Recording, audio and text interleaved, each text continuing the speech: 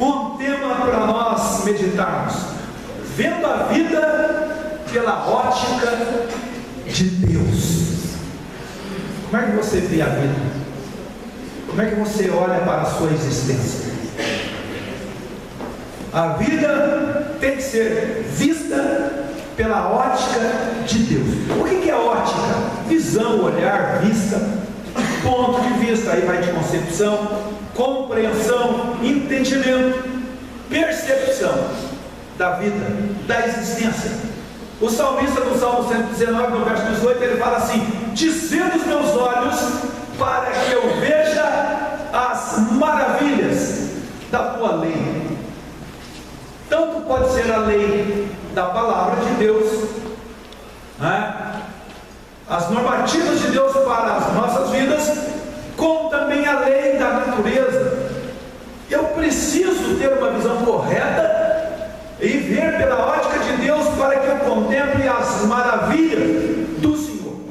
E é desejo de Deus que tenhamos a nossa visão livre de qualquer obstáculo que há limite. Deus não quer que tenhamos a nossa visão da vida, da nossa concepção da vida, nenhum problema de ordem ótica. Deus não quer que tenhamos estrabismo, Deus não quer que tenhamos miopia, estigmatismo, catarata e glaucoma. Deus não quer que tenhamos nenhum tipo de problema do ponto de vista da vida, da existência. É da vontade dele que todos os obstáculos que limitam a nossa visão sejam tirados, para que tenhamos uma visão correta da nossa vida. Apocalipse 3,18: aconselho-te que de mim compres ouro provado no fogo, para que te enriqueças, e vestes brancas para que te vistas, e não apareça a vergonha da tua nudez. Final do versículo: é que unja os olhos com colírio, para que vejas. Deus quer então que tenhamos uma visão correta, e essa visão correta só será de nossa propriedade se nós aceitarmos o tratamento de Deus para a nossa visão. E Jesus manda que João escreva a um líder, a um pastor que não estava vendo a vida da maneira correta. Então é dito para ele que ele tinha que ungir os olhos com o colírio, para que ele tivesse uma visão correta. Aí você pode me perguntar assim: mas pastor, o que seria o colírio de Deus? Como é que eu vou adquirir esse colírio de Deus para que eu veja, para que eu tenha uma visão correta da vida? Como nós dissemos aqui, ótica e visão também tem a ver com concepção, com percepção, com entendimento, compreensão da existência e da vida. Eu só terei uma visão correta, uma ótica correta da vida, se eu olhar a vida da perspectiva da palavra de Deus. Eu sou aquilo que a palavra de Deus diz que eu sou. Eu tenho aquilo que a palavra de Deus diz que eu tenho. E eu posso aquilo que a palavra de Deus diz que eu posso. Se eu não tiver essa visão, se eu não tiver essa ótica, essa concepção da vida, eu estarei sujeito ou fadado a uma visão distorcida da minha existência. E eu vou mostrar para você que a palavra de Deus, ela alumia os nossos olhos. Quer ver só? Vou fazer até uma analogia. A Bíblia diz que Saul estava numa batalha, numa guerra, e ele entrou num aperto tamanho que ele acabou fazendo um voto deslocado. Ele faz um voto muito maluco. Todo mundo em campo de batalha, em guerra, e ele promete para Deus que qualquer pessoa que comesse, que se alimentasse do nascer ao pôr do sol, essa pessoa seria morta. As pessoas em campo aberto, em confronto militar, não podiam comer. Então, além do medo, além do estresse, da exposição à morte iminente, as pessoas não podiam abastecer o seu físico alimentando-se para se recompor. E o povo, o exército, lógico, começou a desfalecer. O filho de Saul, Jonatas, ele não sabia do voto maluco do pai. E ele estava cansado, e ele estava exausto, e ele entra numa região onde ele percebe que tinha uma colmeia, e ele pega a ponta da sua lança e coloca no favo de mel, e a ponta da lança se enche, vem pedaços de favo misturado na ponta da lança, e ele leva à boca, e ele come. E a Bíblia diz em primeiro livro de Samuel 14:27, que quando Jonatas come o mel, a sua visão se abre, ele enxerga, a sua vista se recupera. Ele já estava tão exaurido que ele não estava enxergando bem. Então o mel fez com que ele abrisse os olhos, e no Salmo 119, verso 103 está escrito: quão doces são as tuas palavras ao meu paladar, mais que o mel à minha boca. Então a palavra de Deus, evidentemente que o paladar espiritual é auditivo. A palavra de Deus, ela vem aos nossos ouvidos, ela vem ao nosso coração. E o salmista no Salmo 119, 103, ele diz que a palavra de Deus é muito doce ao paladar, mais doce do que o próprio mel levado à boca. Então, na proporção em que eu me alimento da palavra de Deus, as minhas dificuldades visuais, as minhas concepções, a minha ótica da vida, ela vai se ajustando ao querer de Deus. Isso é tão importante, que tenhamos uma visão correta da vida, porque Deus é assim que Ele vê. Deus vê a obra da criação no seu estado original como coisa boa. Ele olha e vê que é bom. Eu vou citar os versículos.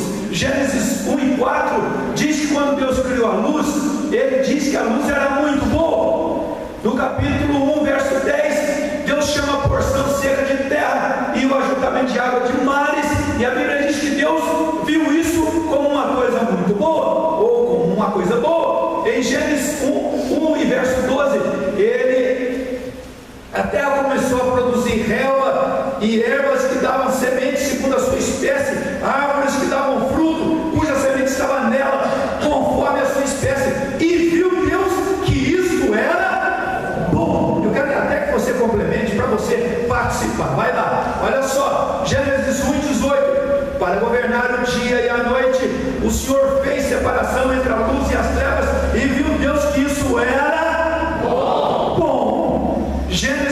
Gênesis capítulo 1, verso 21. Criou, pois, Deus os grandes animais marinhos e todos os seres viventes que rastejam, os quais povoavam as águas segundo as suas espécies, e todas as aves segundo as suas espécies, e viu Deus que isso era bom. Aí Deus, Ele cria o homem. Evidentemente que ao criá-lo, Deus vê que o homem era uma obra também boa. Mas quando Deus vê a solidão do homem, Deus diz: não é bom que o homem esteja só. É a única vez que aparece o não associado ao bom no jardim do Éden. Aí Deus cria a mulher e coloca ela ao lado do homem, e aí Deus não acha que é bom, Deus acha que é muito bom. Então essa é a maneira como Deus vê a vida. Deus olha para nós e Ele sente imenso prazer em nós. Aleluia. Em Isaías 53, versículo 11, a Bíblia diz que Jesus veria o fruto do seu trabalho. Para nós, quando Ele nos vê, da ótica dele, é uma coisa muito prazerosa. É assim que Deus vê a vida, é assim que Deus olha para a vida. E lógico, não é diferente que Ele queira que tenhamos uma visão correta a respeito da vida. Nas palavras do Senhor Jesus, temos que ver a vida com bons olhos. Tem gente que vê as coisas só com maus olhos. Tem tudo, ele vê suspeita, ele vê crítica, ele vê malícia, ele vê maldade. Mas Jesus, Ele nos orienta a olharmos a vida com bons olhos. Mateus capítulo 6, verso 22 e 23. A candeia do corpo são os olhos, de sorte que se os teus olhos forem bons, todo o teu corpo terá luz. Se porém os teus olhos forem maus, o teu corpo será tenebroso. Se portanto a luz que em ti há são trevas, quão densas, quão grandes serão tais trevas. Se eu não olho a vida de uma boa perspectiva, se eu não vejo a vida pela ótica de Deus, eu viverei uma vida de penumbra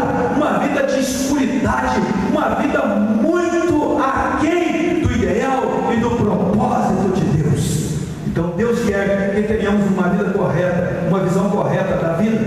Porque quando não vemos a vida pela ótica de Deus, tendemos a aumentar os problemas e minimizarmos o poder de Deus. Quando não vemos a vida com bons olhos ou pela ótica de Deus, temos uma tendência de supervalorizar as adversidades, os problemas e diminuir, subestimar o poder de Deus. Em Marcos capítulo 6, o verso 48, quem aqui acha que Jesus brincava? Jesus alguma vez fez alguma brincadeira com alguém? Você acredita nisso? Não. Olha só essa passagem. E não foi uma situação confortável que Jesus brincou, não. Jesus brincou com uma situação muito complexa. Os discípulos estavam em meio ao mar da Galileia, atravessando o mar da Galileia para outra parte, e eles foram acometidos por uma tempestade. As ondas se tornam bravias e saculejavam o barco, quase levando-o a pique. E os discípulos remavam. Marcos 6,48. Ele viu que os discípulos estavam remando com dificuldade, porque o vento soprava contra eles, já de madrugada, entre as 3 e as 6 horas da manhã. Jesus foi até lá, andando em cima da água, e ia passar adiante deles. Como assim? Como assim? Diga aqui, guerreiro. Mas de conta que tu está aí numa fria daquelas, uma dificuldade danada, e tu está me vendo aqui, eu estou indo na tua direção, graças a Deus. Fica esperando ele, fica esperando. Jesus passou de largo. Brincadeira. Jesus passa de largo pelos discípulos. Eles estão lá naquela roubada, naquela dificuldade. E Jesus. Aí eles entraram em pânico. Eles tinham gritado: é um fantasma, é um fantasma. E Jesus disse: não tenha medo, gente. Sou eu, gente. Por que vocês estão com medo? Por que esse pavor? Por que esse pânico? Sou eu. E entrou no barco com eles. Lógico que tem um episódio de Pedro que vem ter com ele, mas isso é outra história, ou é a continuação da história. Eu não quero delongar aqui. Eu quero apenas dizer que aquilo que está te deixando apavorado, para Jesus é muito pequeno para ele resolver, irmão. Ele não vai te abandonar, não vai deixar afundar o teu barco. Tenha uma visão correta, uma perspectiva boa da vida, porque seja o que for que você estiver atravessando, isso vai passar. Vai passar. Nenhum quadro é definitivo, é permanente. Ele muda, ele altera, e ele pode se transformar num milagre. Glória a Deus. Então eu preciso ter a ótica, a visão do ponto de vista de Deus. O profeta Jeremias, em tenra idade, ele aprendeu a ver a vida pela ótica de Deus. No capítulo de número 1 do livro que leva o nome desse profeta, verso 11 e 12: ainda veio a minha palavra do Senhor dizendo: que é que vês, Jeremias? Jeremias, você está vendo o quê? E ele disse: vejo uma vara de amendoeira. E disse-me o Senhor: viste bem, porque eu velo sobre a minha palavra para cumprir. Aqui tem um jogo de palavras, que eu não vou gastar tempo explicando esse jogo de palavras aqui, mas o que Deus está dizendo para Jeremias é que ele viu da maneira correta, é que ele olhou da perspectiva de Deus. E quando você olha da perspectiva de Deus, mesmo que seja uma dificuldade, mesmo que seja um problema, você vai enxergar saídas, você vai enxergar escape, você vai enxergar solução, você vai enxergar a mão de Deus agindo e trabalhando por você. Senão, lembremos-nos de Eliseu. Ao amanhecer do dia, ele está ao lado, ou está com ele Geazi, e a Bíblia diz que vem o exército da Síria e cerca e fecha o cerco ao redor da cidade de Samaria. E a Bíblia diz que Geazi, ele acorda, sai da sua tenda, da sua barraca ou da sua casa, ele sai assim no pátio e dá aquela espreguiçada assim.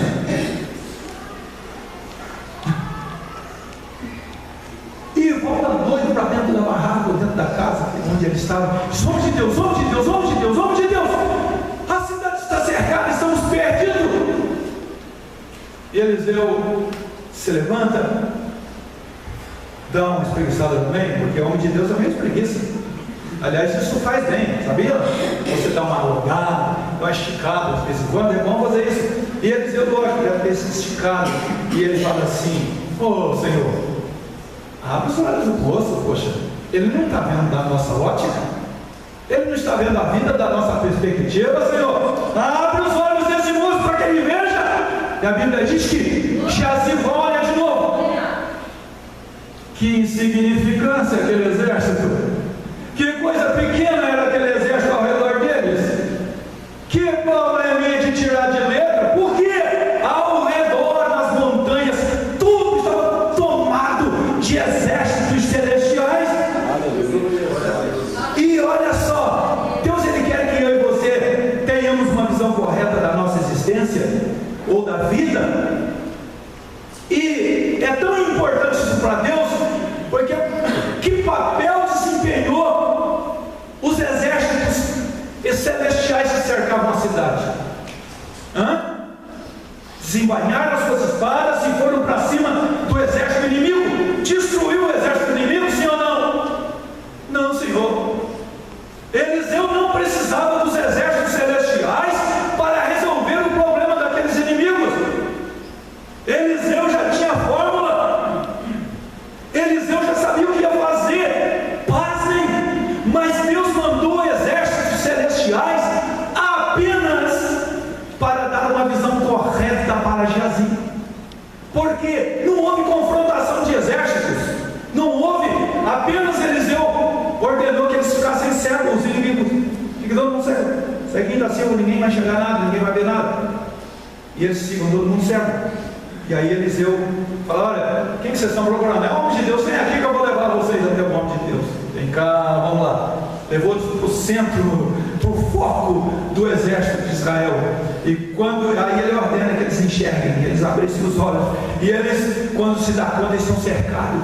Aí o rei ficou todo empolgado e disse: e aí Eliseu, vamos matar? Falou: de jeito nenhum, você mata quem você pegar. Esses daí são meus, dá a comida para eles, abasteça eles, supra as necessidades deles e depois mande-os de volta ao seu país de origem.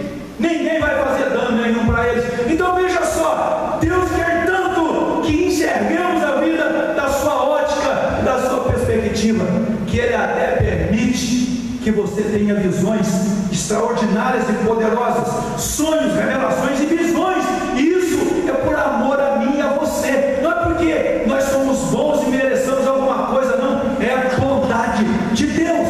Porque Deus, na verdade, para agir e trabalhar por nós e em nós, na verdade, Ele não precisa de um grande sinal. Ele não quer demonstrar grandes visões para que realizemos grandes obras. Deus quer que, mesmo tendo uma visão de um pequeno sinal, Ele quer que creiamos que Ele pode fazer daquilo um grande milagre. Se não, vejamos, a Bíblia diz que em 1º livro dos Reis, capítulo 18, houve um desafio entre Elias e os profetas de Baal e Azera. E depois do desafio feito, Elias diz a Acabe, o rei de Israel, no versículo 41. Então disse Elias a Acabe: sobe, come e bebe, porque ruído há de uma grande e abundante chuva. Ora, faziam 3 anos e meio que não chovia de jeito nenhum.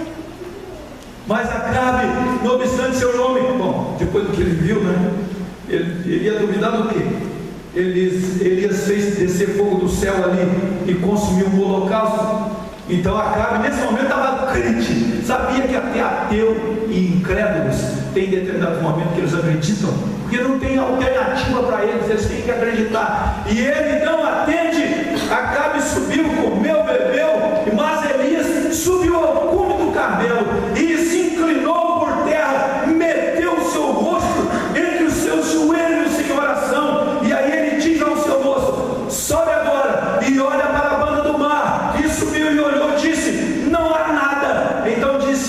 ele torna lá 7 vezes. E o seu moço vai e vem nada, vai e vem nada. E Elias está orando, e Elias está falando com Deus a respeito daquele problema de estiagem, até que o seu moço retorna para ele e diz para ele: homem de Deus, eis que uma pequena nuvem, como a mão de um homem. Canta um pedacinho aí, vai lá, cadê o som? Cadê o som? Vamos lá, veja a pequena nuvem. Vamos, gente, instrumental, vamos. Vai lá, veja a pequena nuvem.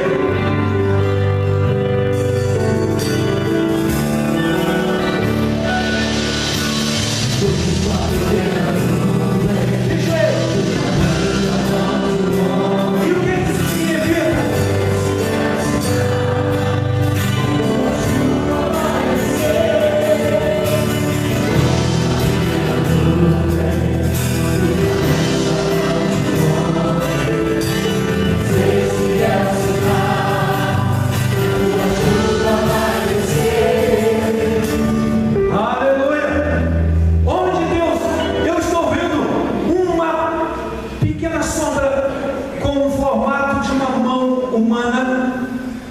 E Eliseu diz para ele: então avisa Acabe que ele aparelhe o seu carro e desça, porque uma chuva vai apanhá-lo na descida. A chuva vai, senão a chuva vai apanhar na descida. E sucedeu que entrando, entretanto, os céus se enegreceram com nuvens e vento, e veio uma grande chuva, e Acabe subiu ao carro e foi para Jezreel.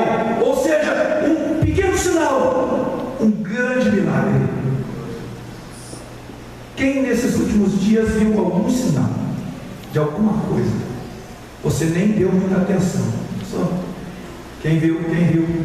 Quem está atravessando algum problema aí, viu uma luzinha no fim do túnel aí? Não é uma locomotiva que está vindo para te atropelar, não. É o milagre de Deus que está vindo ao teu encontro. Deus quer que você fique de pé e tenha uma visão correta da vontade, da direção dele para a sua vida. Deus quer que tenhamos a nossa visão da sua perspectiva, da sua ótica, porque Ele vai fazer milagres na sua vida, porque Ele vai realizar milagres na sua vida. Nós vamos até cantar inteiro agora para Deus mandar chuva.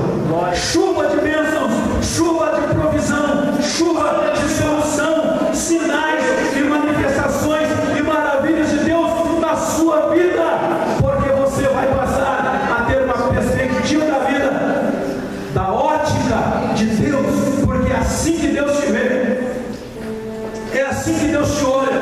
Deus não está vendo deficiência física em você, Deus não está vendo falta de recursos em você, Deus está te vendo como um potencial sinal do milagre para glorificar o nome dEle, para honrar o nome dEle, para exaltar o nome dEle. Então, meu querido irmão, creia, confie naquilo que a palavra de Deus diz. Há sinais de provisão, de suprimento, de intervenção de Deus para a sua vida, mas você precisa crer pela palavra de Deus, acreditar não nas evidências naturais da vida, mas nas promessas infalíveis e imutáveis de Deus para as nossas vidas. Pai, no nome de Jesus,